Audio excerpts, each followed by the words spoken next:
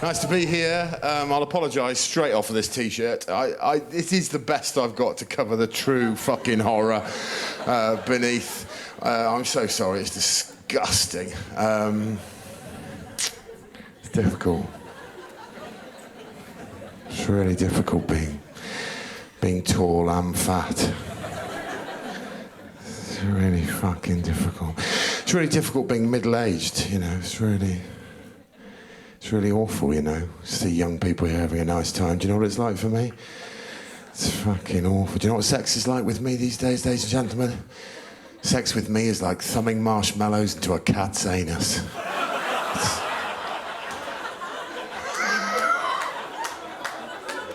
And a lot of middle-aged men get very bitter, you know. They get very bitter when they see lovely, fresh-faced, I see some lovely young people here having a nice time. A lot of men my age get bitter about it. I'm not one of those men. I love seeing the kids having a nice time. I'll prove that to you now. Hello? What's your name? Hi, Mary. And how old are you? 22. Do you like being 22, Mary? Do you like being 22? Do you like being 22?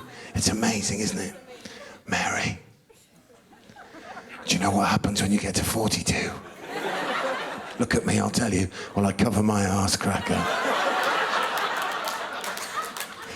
When you hit 42, Mary, you walk past a nightclub, no one offers you a flyer. What is that?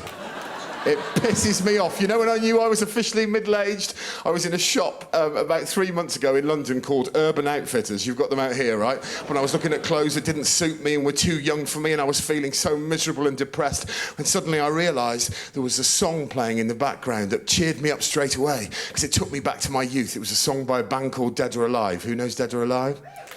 Remember them from the 80s? And what was their biggest hit? You Spin Me Round! A 1984 classic!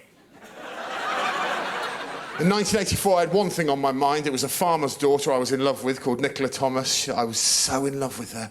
I'll throw this in for you. I saw her about 3 weeks ago for the first time in all those years. Lucky escape. Absolutely disgusting.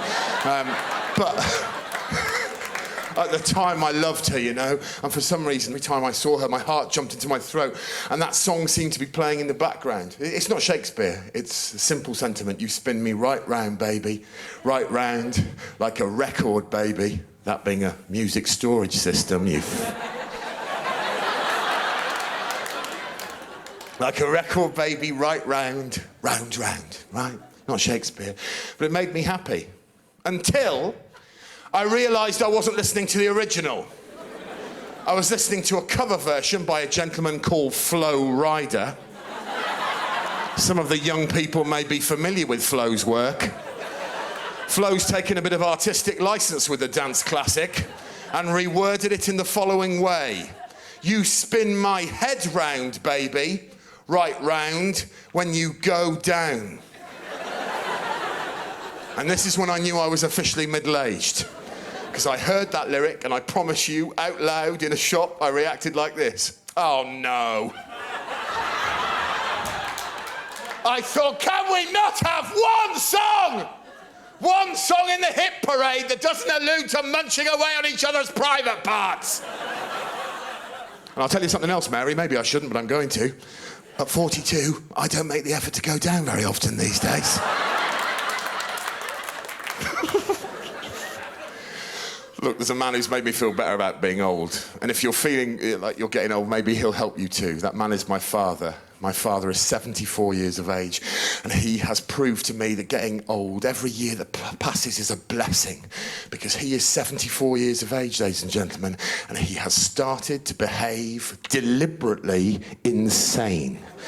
There's nothing wrong with him, let me make that clear to you. We've taken him to the doctor, and the doctor said, take him home, he's doing all of this shit on purpose.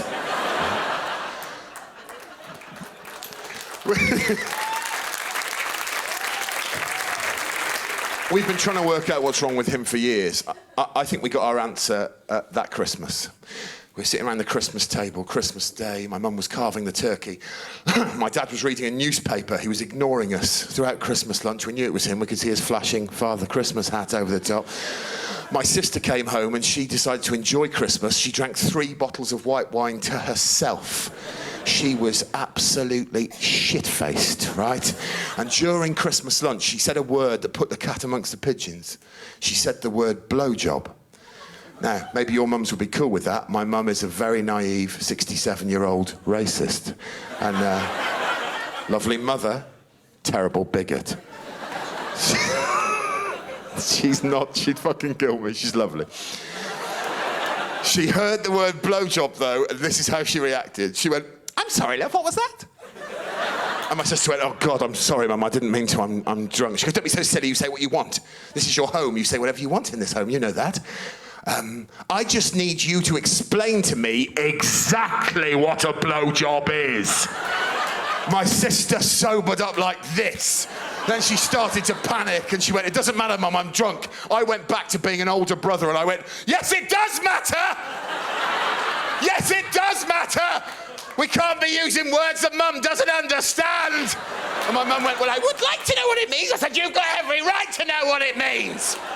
My sister was shuffling like a dog on lino, ladies and gentlemen.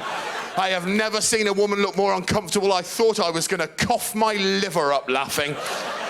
I stopped laughing when my sister made her decision, which was to explain that particular sex act to my mother using the almost forgotten art of mime. So she started going, "It's kind of a sexual thing, Mum, where you would, and I thought, this is horrendous. And then it got 400 times worse, because my mum, to try and understand what was going on over here, you're ahead of me already, madam, decided that she would copy the mime.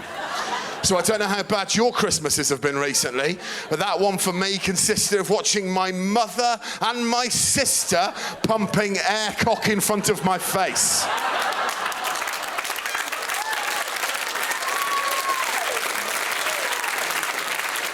It was the most disturbing image I've ever seen, and I've seen someone kill a pony with a golf club. So my mum's doing this. I don't know what this is at all, love. I don't know what any of these movements are. I don't know this. Why am I tickling under here? I don't know what that is. Yes, it would appear my sister is rather good. So. She was in mid-mime, my mum, when she realised what she was doing. This will haunt me forever. She went, "I don't know what any of this is. I don't know any of these movements either." Oh, good God. Oh, good God, no! And then she said something that I think many women and some men in this room will identify with. She said, "Oh, no, this is a quote. Oh, no, love. No, no, no. I find it hard enough to touch one of those things, let alone put it in my mouth." At which point, my dad summed up 40 years of marriage and all of his weird behaviour with one look from behind a newspaper. I brought a bit of paper out to demonstrate this properly for you. This explains all of his behaviour. One glance. I'll try and recreate it for you now. "Oh, no, love. Oh, no, love. I find it hard enough to touch one of those things, let alone put it in my mouth."